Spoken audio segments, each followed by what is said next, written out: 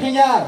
Femke Gerritsen, Isa van Dinter, Kim Huizing, Quinty Leunen, Sam van Os en Linda Pater.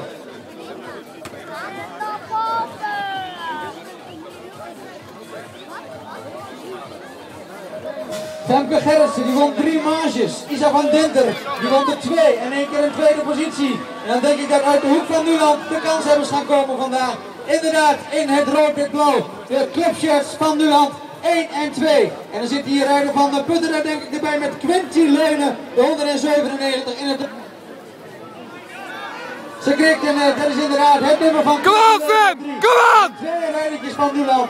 Femke Gerritsen en Isa van Dinter. Die gaan hier uitmaken wie de kampioen wordt hier in het Twentse land.